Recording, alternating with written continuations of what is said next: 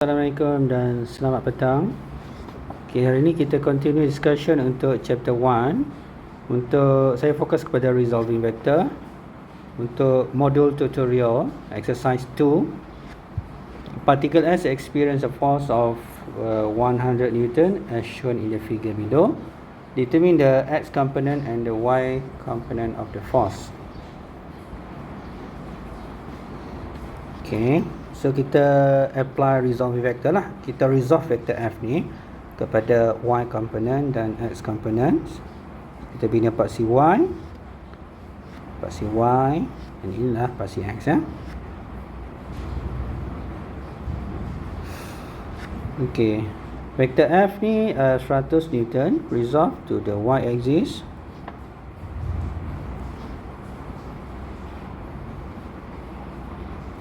So ini adalah F1 resolve to the X axis. Ini adalah Fx. Sudut ni adalah 60 darjah. Sebab 120 darjah tolak 90 darjah. Sini 90 darjah. Kita dapat 60 degree. Kita mesti dapatkan sudut vector F ni kepada horizontal axis ataupun X axis ni. So kita apply table. Lagi smart ya.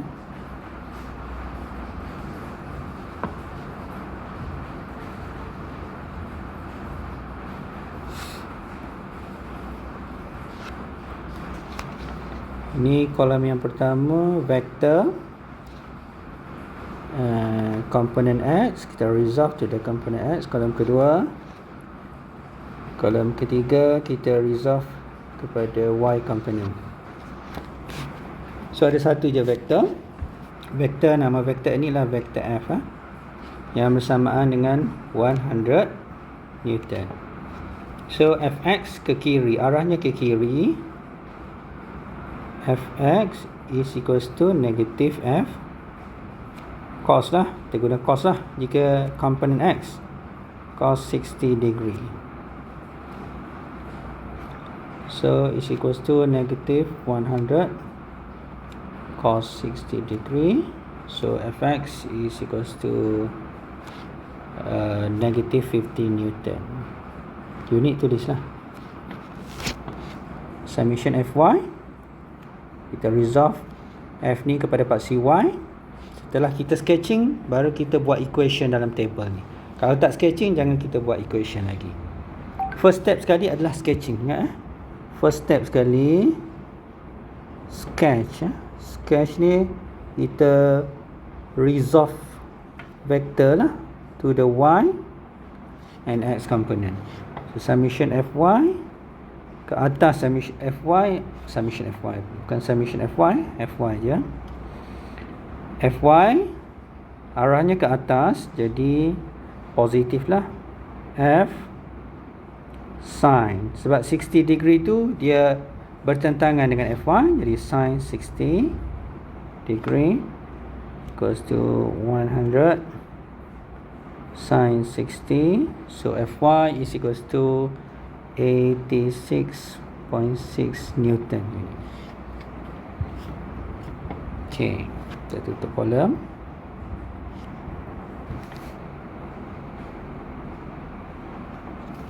So inilah jawapannya. Komponen X negative 50 Newton, komponen Y 86.6 Newton. We go to question number 2. Based on vector diagram, resolve vector P and Q into X and Y component. So kita repeat step yang sama. Saya ulang lagi ya. So you cuba teliti. Ada dua vektor ini, iaitu vektor Q 4.2 km, vektor P 5 km. Kita resolve vektor Q dahulu kepada X axis.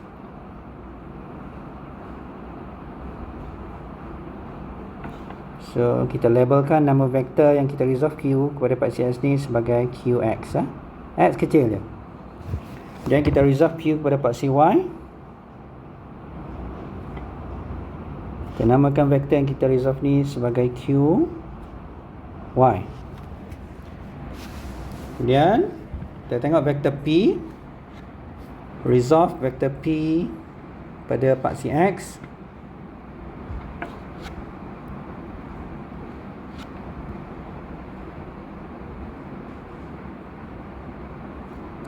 Px. Resolve P kepada paksi Y.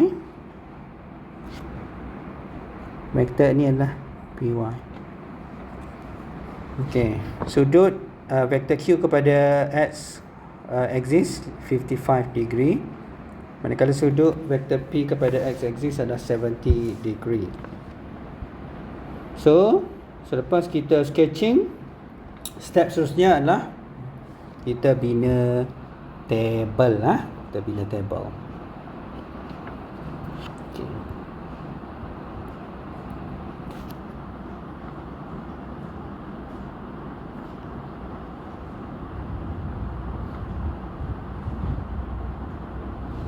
Kolom yang pertama vektor,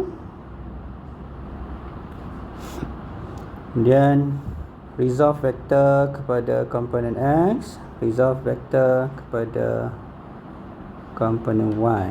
Okey, kita resolve vektor apa dulu? Vektor Q dulu lah. Vektor Q resolve kepada paksi X, kita letak nama dia adalah QX. Ke kanan arahnya jadi positif lah. Q cos 55 degree is equals to 4.2 cos 55. So QX kita dapat nilainya adalah 2.41 km.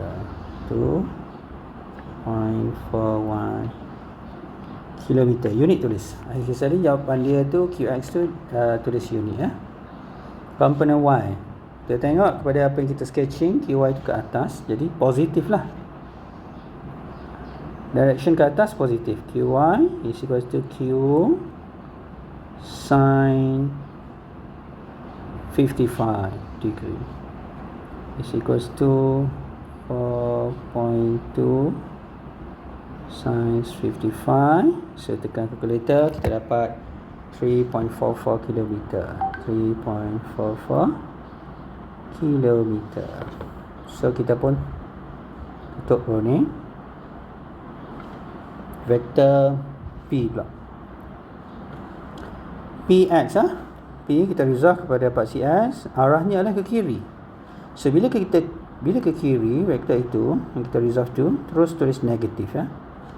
Px sama dengan negatif P lah. P cos 70 degree equals to negative 5 cos 70. So kita dapat Px equals to negative 1.71 km. And then Py kita tengok ke bawah arahnya kan. Py ni ke bawah arahnya. Maka kita letak negatif sebab direction ke bawah, assumption kita adalah negative sign. Bila kita substitute dalam equation ni, negative P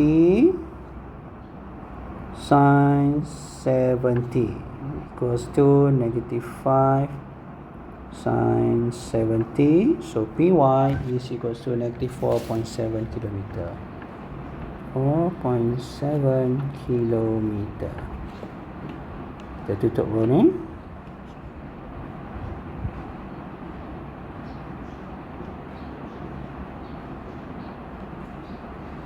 Okay.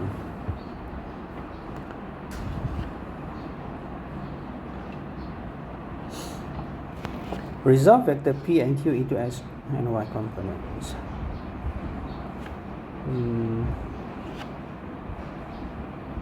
So kita resolve.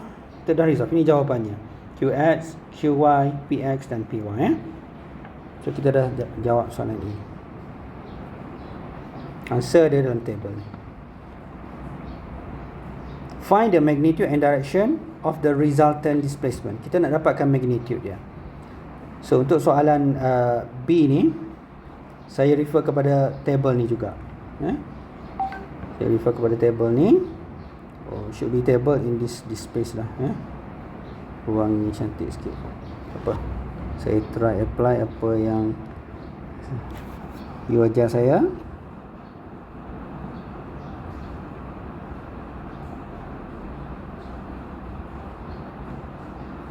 Okay. Kita letak kat sini. Okey.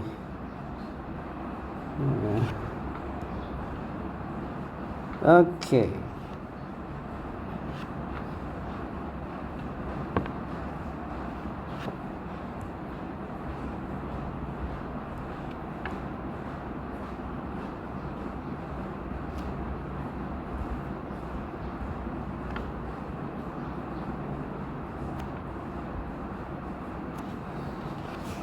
Okey, bila kita nak dapatkan resultant dia, kita perlu kira submission. Submission vector. Submission Vx, submission vector dalam arah X sama dengan berapa? Submission vector dalam arah Y sama dengan berapa? Jadi kita tambahlah 2.41 tambah dengan negatif 1.71. Kita dapat summation Vx is equals to 0.71 km, and summation Vy kita dapat negatif 1.26 km. So step seterusnya bila kita dah calculate summation vector dalam arah X, summation vector dalam arah Y, untuk dapatkan resultant vector, kita perlu sketching y axis, x axis sekali lagi. Kemudian ini y, ini x. Okey, summation Vx kita dapat nilainya adalah positif. Maka vektor bila jawapan yang kita kira itu positif menunjukkan arah dia, direction dia. So kita kena lukis vektor summation Vx tu ke kanan lah. Ke kanan. Summation Vx, iaitu nilainya adalah 0.71 km. Manakala summation V1 kita dapat negatif. Negatif answer menunjukkan direction dia bila kita sketching pada XY axis ini. Arahnya adalah ke bawah sebab negatif answer. Summation vektor dalam arah Y. Maka kita bina parallelogram. Okey, kita bina parallelogram. Ambil hujung anak panah, temu hujung anak panah. Jadi resultant dia, kita ambil tail dia daripada origin ni, bertemu di bucu penjuru ni. Arah dia mesti ada. So ini adalah dia punya resultant dia, VR. Jadi ada 3 vektor sekarang ni. Summation V1, summation Vx, summation VR. Sebenarnya kita boleh membentuk segitiga. Untuk you nampak, kita boleh membentuk segitiga. Ni summation Vx, summation Vy ni sambung kat sini. Macam kita pindah lah, kita boleh pindah-pindah untuk membentuk segitiga vektor. Summation Vy, resultant kita ambil daripada tail summation Vx ni, head dia pergi ke sini. So ini adalah V resultant, dan ini adalah sudut theta. Baru you nampak ini adalah segitiga hypotenuse 90 darjah. Bila segitiga hypotenuse 90 darjah, untuk kita dapatkan VR itu, sisi hypotenuse A square plus B square is equal to C square. That is why kita boleh guna Theorem Pythagoras formula. So V resultant equals to CCA summation Vx square plus summation Vy square square root. Okay, jadi VR equals to 0.7 square plus negative 1.26 square root. So V resultant is equals to 1.44 km. 1.44 km. Now kita nak dapatkan direction resultant vector ni. Direction ini awak perlu cari sudut theta ni. Sudut theta ni, theta kepada horizontal axis X. So disebabkan oleh Ianya tiga vektor ni, summation Vx, summation Vy dan V resultant ni segitiga hypotenuse di mana satu sisinya adalah 90 darjah. Sebab itu kalau kita nak cari sudut theta ni, kita nak guna tangent boleh, cos boleh, sin pun boleh. Ada student tanya kenapa kita kena guna tangent? Sebab segitiga hypotenuse. Kalau you refer kepada diagram yang ini semata-mata, you tak nampak segitiga kan? Now saya movekan summation Vy ni, saya letak kat sini. Summation Vy saya letak kat sini, jadi dia bentuk segitiga untuk resultant vector. Segitiga ni perlu, maknanya dia punya arah untuk summation Vx, summation Vy, dan daripada tail summation Vx menuju kepada head summation Vy. So ini adalah V resultant.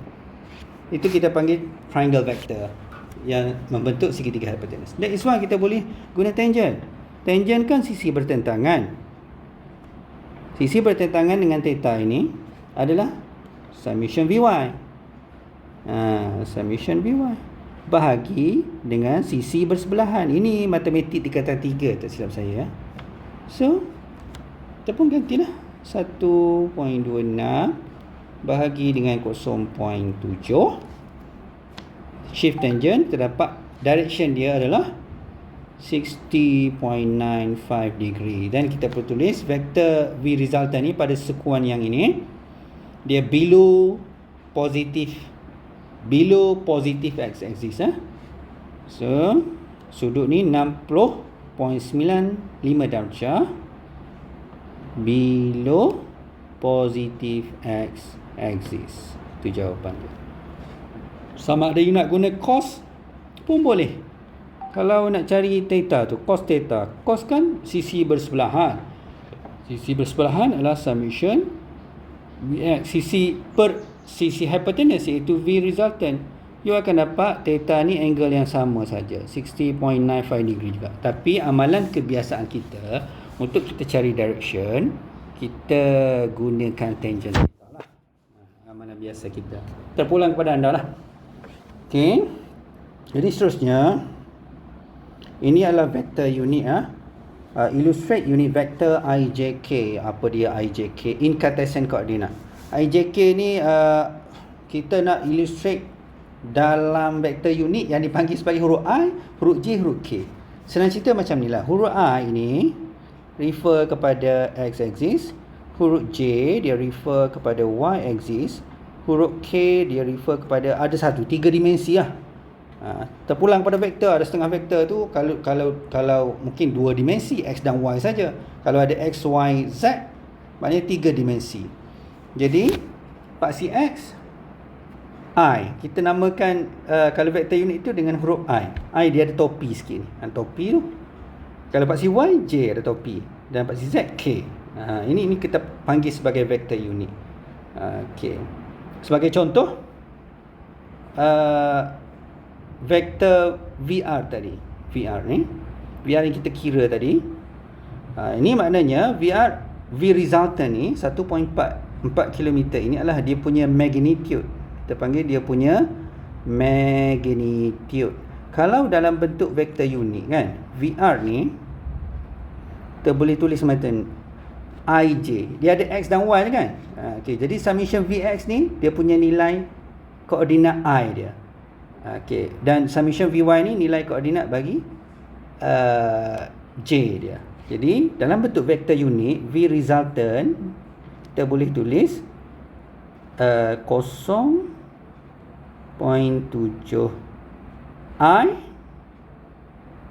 I ada topi minus 1.26 J. So ini kita panggil sebagai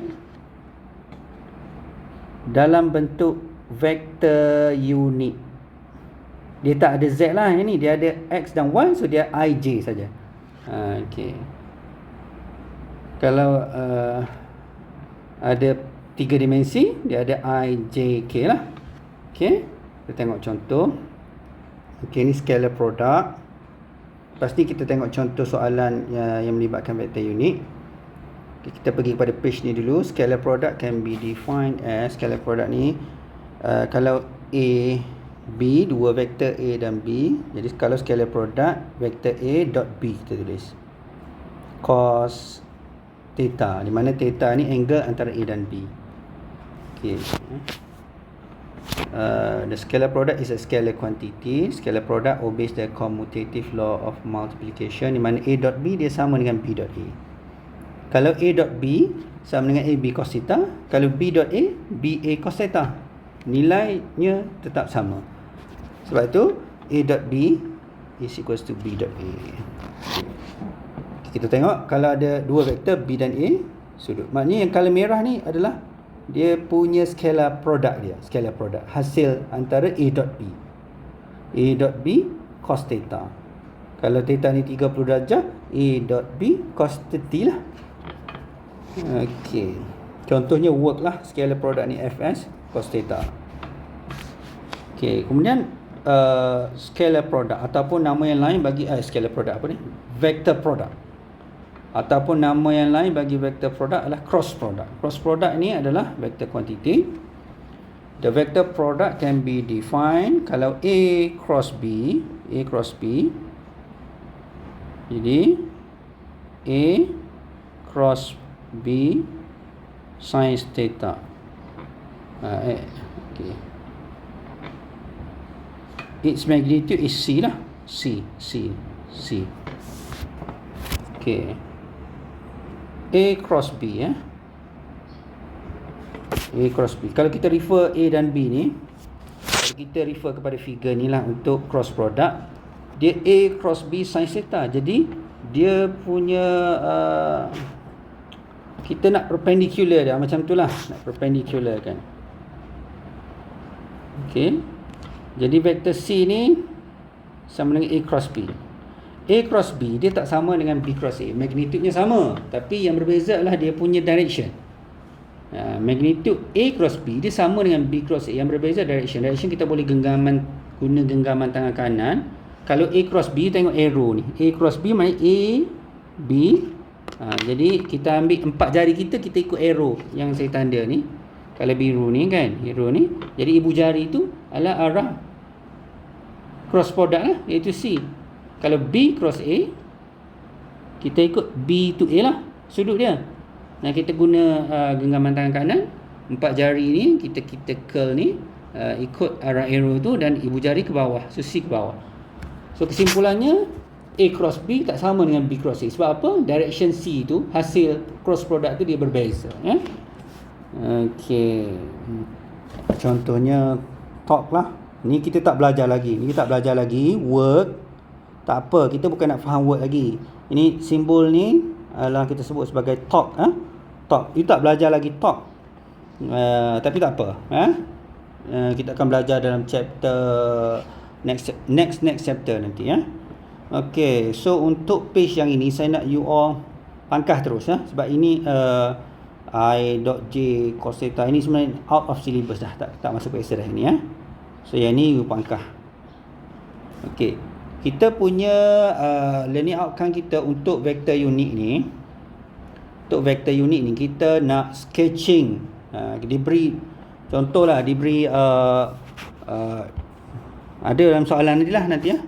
Okay, kita discuss dalam soalan ni. Okay, soalan ni, what is mean dimension? Ini you cari sendirilah. In a free fall experiment, the distance traveled by object S is depend on acceleration due to gravity. Okay, untuk makluman awak, saya nak you all pangkah juga B ni, sebab B ni juga dimensional analysis ni dah kita tak masukkan dalam syllabus kita yang sekarang ni. Okay, ni soalan lama sikit tapi tak apalah. You just pangkah je, jangan buat ini, ya. Okay, kemudian kita pergi kepada soalan 2A. Tengok soalan 2A. Okay, ini homogeneity of equation. To determine the homogeneity of the equation.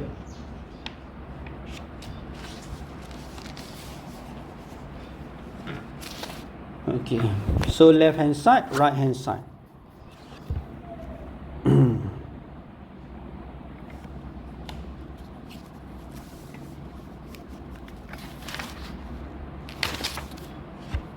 Senang saja. Left hand side adalah R kuasa 3. Ni left hand side. Yang ini satu term ni. Yang ni adalah right hand side. Okay. Right hand side. So kita nak kena cari dimension setiap term untuk left hand side dan right hand side. Okay, kita tengok left hand side senang sajalah. Left hand side ada R kuasa 3. Radius. So radius, length jugalah. Radius diameter ke thickness ke. Radius is length. Cuma cara tulis ni, kita kena buat macam ni. Kita kena, bila kita nak dimensionkan R kuasa 3 ni, R ni perlu dalam bracket. R kuasa 3. R is length, so dimensionnya adalah L power 3. Ni bracket ni, saya nak ingatkan awak tak letak bracket ni, tak akan dapat markah kalau final exam. Bracket ni sangat penting. Okay, kita tengok right hand side. Right hand side, bila kita nak dimensionkan right hand side, GM. G apa dia? Formula ni tak pernah jumpa, tak ada masalah. G tak pernah jumpa lagi kan? G apa dia, tak ada masalah. Dalam soalan ni, dia bagi tahu, dia ada bagi tahu unit G ni. T period. Period ni masa lah. 2 pi. 2 pi ni dimensionless constant. Tak, dimension dia 1. Jadi M mass. Mass M lah. So kita punya problem mungkin bagi you all adalah dimension untuk G. Kita tengok kepada unit dia. Kita tengok kepada unit. Saya buat kat sini. G. Unit. Diberi unit G. Unit G Newton meter square kg negative 2. Okey, meter ni dimension apa? Bukan M. Meter ni untuk length kan. Jadi dia punya dimension adalah M. L. Dimensionnya adalah L. Meter square L square. Okey. Sekejap saya nak tulis jarak sikit.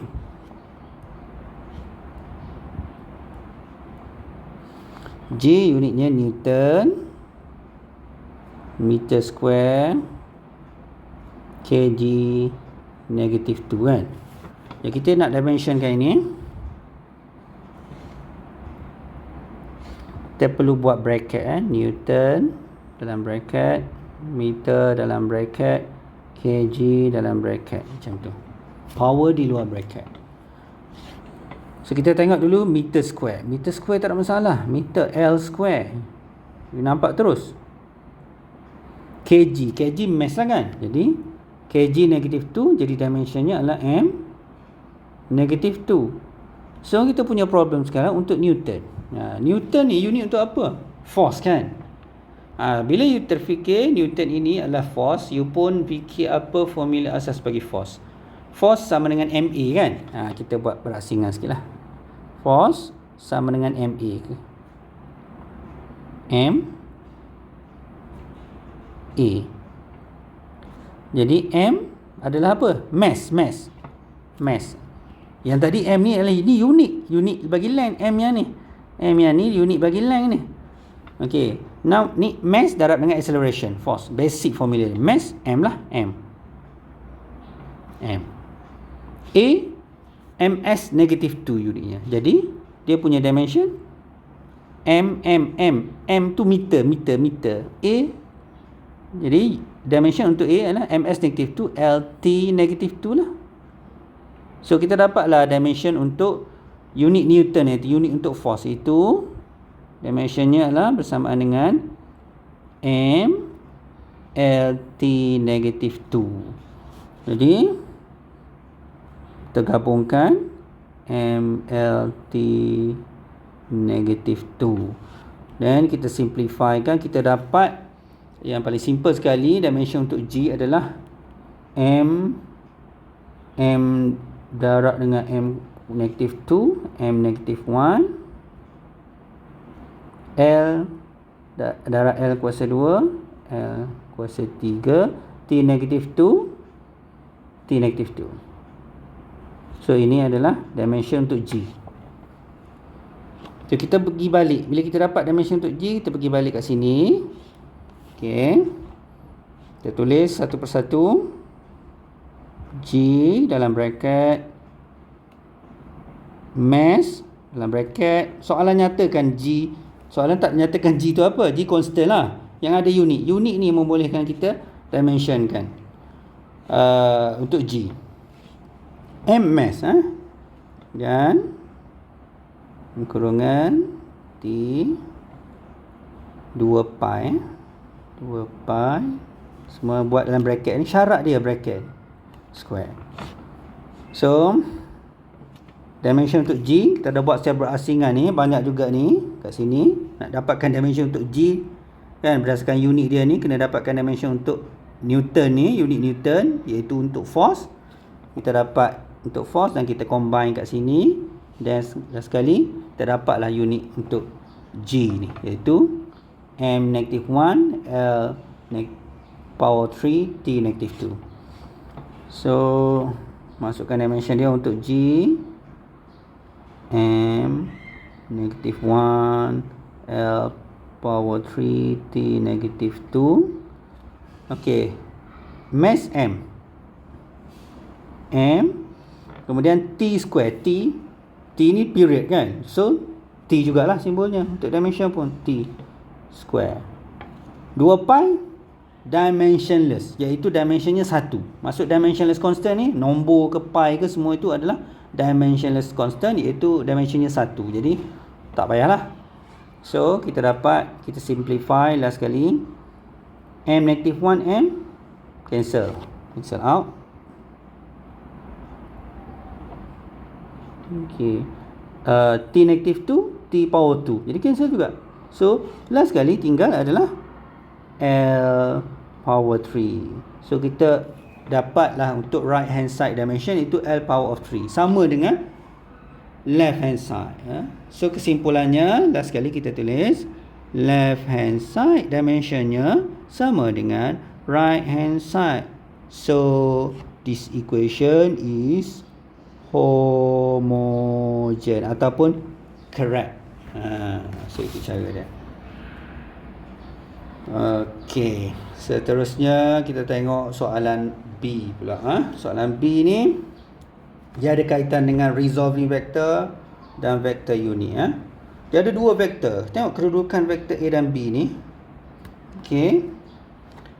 Kita write the resultant vector A and B ni in terms of vector unit.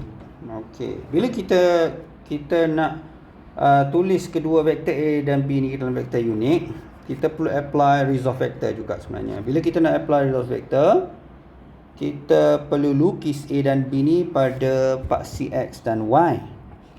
Paksi X dan Y. Okay, saya lukis kat sebelah dia ni. Ni paksi Y. Tebal sangat pula lah. Okay, sekejap.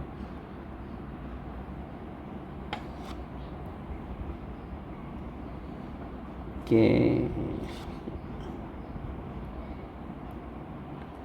Paksi Y,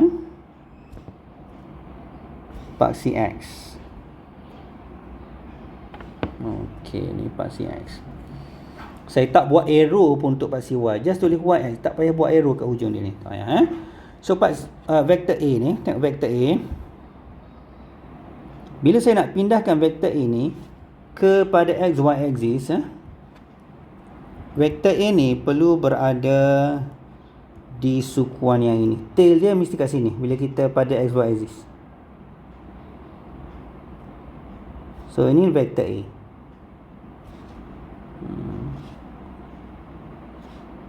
Sini akan jadi 30 darjah. Sebab vektor A ni kalau ikut kepada rajah tu macam ni lah kan. Sini 30. So sudut selang-seli sini 30, sini 30 juga. Tapi kita tak boleh buat kat sini. Dia mesti tail vektor tu kat origin, head dia kat sini. Okay.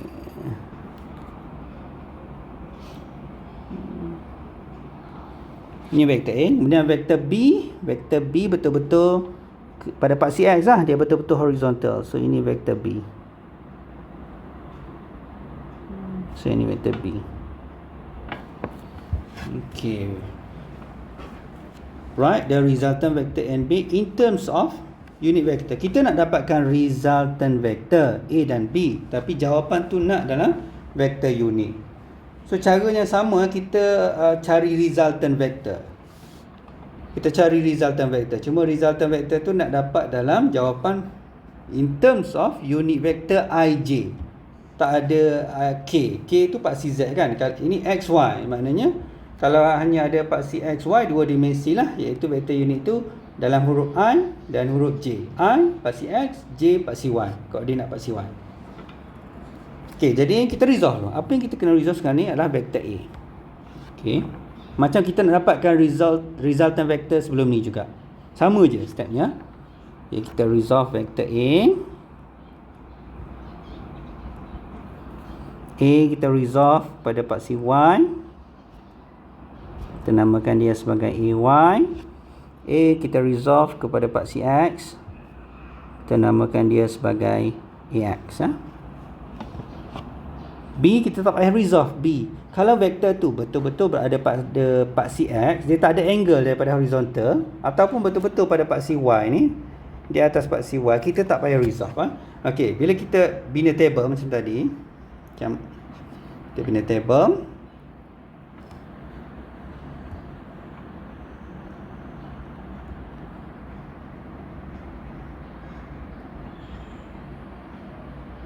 alah saya ingat ni, saya pun baru berlatih menggunakan pen ni. Okey, tak lancar lagi. Okey lah. Okey.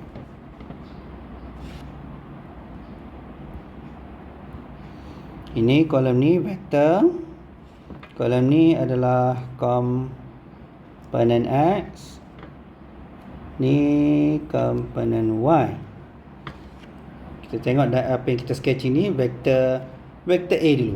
A, vektor A, nama vektornya vektor A. Kita resolve kepada paksi X, nama dia AX. Arahnya ke kiri. Jadi AX negatif lah.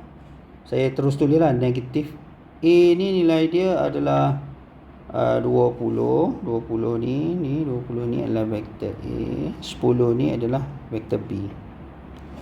Okey, jadi AX sama dengan A cos theta. Jadi saya terus tulislah negatif, jangan lupa negatif sebab dia ke kiri, negatif negatif 20 cos 30. Cos 30. So kita dapat AX A, kita resolve dalam arah X, nilainya adalah negatif 7.32. Unitnya Newton, Newton. Kemudian AY ke bawah. Kita tulis AY sebab ke bawah negatif lah. AY sama dengan negatif A sin 30. Jadi negatif 20 sin 30. Terdapat AY nilainya adalah negatif 10 Newton. Okay, negatif 10 Newton. Now kita tengok pula vektor B, Kita tengok vektor B. Kita tutup row untuk vektor A. Okay. Kita pergi pada vektor B. B, saya kata B tak payah resolve. Bukan macam A, kita resolve pada paksi X, AX, AY kan. B tak payah sketching dia punya, sebab dia betul-betul berada pada paksi X. B. Jadi kita buat kat table ni, B dalam arah X sama dengan nilai dia. B ni iaitu 10 Newton. Terus tulis 10 Newton positif sebab dia ke kanan, 10 Newton. Manakala BY dia kosong. Kalau vektor itu betul-betul pada paksi X, kita resolve pada paksi X, dia sama dengan nilai 10 Newton ni lah. Dan BY dia kosong. Sebab kenapa kalau kita nak tulis cosnya, BX sama dengan B cos kosong lah. Cos kosong 1, BY sama dengan B sin kosong. So senang you ingat macam ni. Kalau vektor itu betul-betul pada paksi X kan, BX dia nilainya. Kalau BY nya kosong. Okay, senang macam tu. Now kita tutup row. Okay, then kita kira nak dapatkan resultant kan, mesti kena kira summation vektor tu dalam arah x dan summation vektor dalam arah y. Disebabkan vektor ini adalah force kan, force. Vektor A dan B ni adalah force. Jadi saya tulis summation F lah, lebih sesuai. Ini tengok kesesuaian physical quantity. Summation F, F for force. Summation F X, maknanya summation F tu force ni ada dua, itu A dan B. Summation F X, summation resolve vector force tu dalam arah X. Sama dengan tambahlah negatif 7.32 tambah 10. Okay, kita dapat ini bukan, ni negatif 17 sorry, silap, negatif 17 negatif 17.32 Newton. Okay, tambah 10, kita dapat summation fx ni adalah negatif 7.32 Newton. Manakala summation f, vektor f dalam arah y sama negatif 10 tambah kosong, iaitu negatif 10 Newton. So kita dapatlah summation fx, kita dapat summation fy. Okay, so kita boleh dapatkan resultant vector kalau kita nak dapatkan magnitude kan, summation, iaitu summation f resultant menggunakan teorem Pythagoras lah kan, summation fx square tambah summation fy square square root, kita akan dapat jawapan magnitude, magnitude. Tapi dia nak dalam vektor unit. Bila dia nak dalam vektor unit, so bila kita dah kira summation fx, nilai ini adalah koordinat i vektor unit untuk resultant vektor tu. Manakala summation fy ini adalah koordinat j. So kita boleh tulis terus dalam jawapan resultant vector force ni, fr ni, fr for resultant sama dengan dalam vektor unitnya adalah negative 7.32 i minus negative 10 J, ada cap sikit. Okay, macam tu. So ini adalah jawapannya.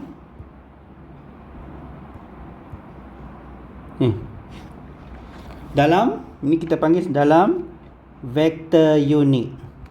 Vektor unit. Summation fx dia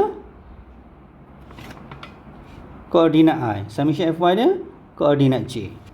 Kalau kita nak dapatkan magnitude kan, maknanya you faham lah kalau dalam soalan tu dia bagi vektor tu dalam vektor unit. Kalau you nak dapatkan magnitude, maknanya magnitude ini paksi i, ini paksi x lah. 10 ni paksi y. Kan? Dia sebenarnya membentuk teorem Pythagoras lah. Berdasarkan kalau kita nak sketching summation fx, summation fy ni. Okey. Okey, pada paksi x y kan. Okay, kita dapat summation fx negatif. So, negatif maknanya ke kiri.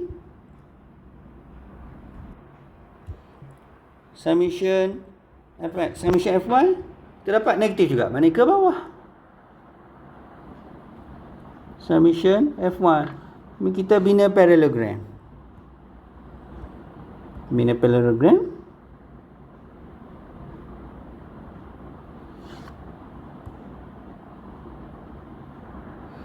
Maka ini adalah dia punya resultant, f resultant. So yang ini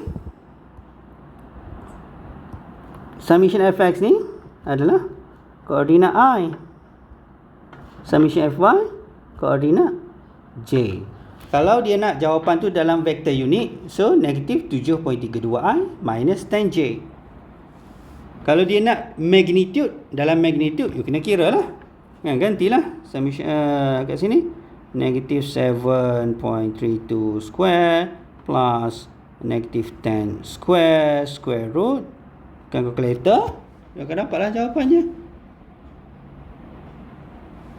Itu bersamaan dengan 12.39 Newton. So, faham lah? So, jawapan ni yang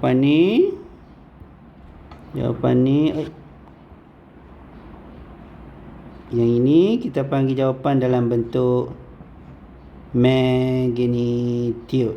Yang ini dalam bentuk vektor unik. Okey. So, untuk page seterusnya yang ni saya nak you pangkah juga. Ni dah out of syllabus. Jangan pula buat Untuk B okey. B okey, boleh jawab. Tapi soalan 3A ni jangan jawab out dah ni. B okey. Nombor 4. Nombor 4 ni ini pun dah ada vektor P. Ini pun determine R P minus Q. Ini pun dah out of syllabus juga, dah di luar syllabus. Jadi apa yang you boleh jawab soalan 4B ni, you saya tukar soalan lah.